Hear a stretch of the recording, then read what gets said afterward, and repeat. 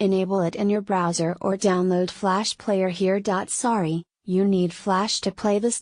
After 2 long days of debate, a majority of MPs have voted in support of the general principles of the government's repeal bill, which will extract the UK from EU law in time for Brexit. The bill, formerly known as the European Union Withdrawal Bill, passed the second reading stage by 326 votes to 290.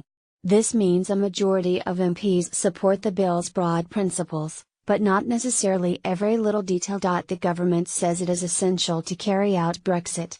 Opposition MPs have called it a power grab. There is a long road ahead before the repeal bill becomes law.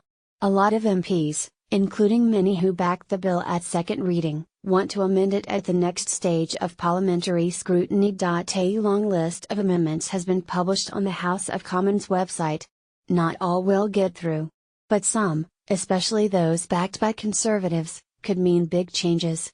Here are some of the key points of contention. Too much power to ministers? The bill repeals the 1972 law which took the UK into the EU, and copies EU legislation into domestic law to ensure a smooth transition the day after Brexit.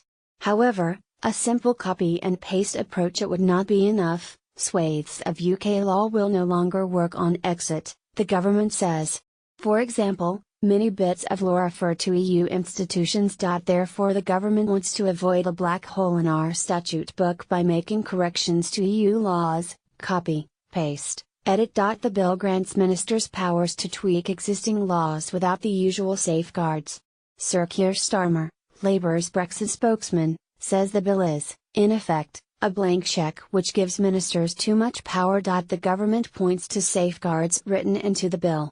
The correcting powers can be used only to correct problems with the statute book arising directly from our withdrawal from the European Union, said Brexit Secretary David Davis. Ministers cannot use it simply to replace European Union laws that they do not like, he said, pointing to various restrictions.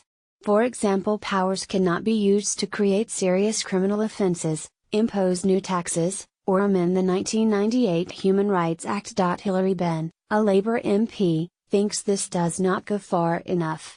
How can we accept a bill if on the one hand ministers get up and say, look at the safeguards, they are in the legislation, and on the other, they propose in another part of the bill to give themselves the power to remove every one of those safeguards, if they are so inclined? Not enough scrutiny. Critics also say the bill could mean massive changes being made to UK law without appropriate levels of scrutiny. After the copy and paste, the tweaks will be made by ministers using statutory instruments. These are a kind of law usually passed without a debate or vote on the floor of the House of Commons. Statutory instruments can be voted down, though this rarely happens. The government says the repeal bill will involve 800 to 1,000 statutory instruments, though the opposition says this number could be higher. These devices are primarily used for technical and non-contentious pieces of legislation. The repeal bill aims to maintain the laws that we currently have. It is primarily technical in that respect, said David Davis. Lots of changes could indeed be uncontroversial, like changing the name of an EU regulatory body to a UK one, but not everything. The Secretary of State is keen to portray the bill as a technical exercise converting EU law into our own law without raising any serious constitutional issues about the role of Parliament, said Sir Keir Starmer. Nothing could be further from the truth.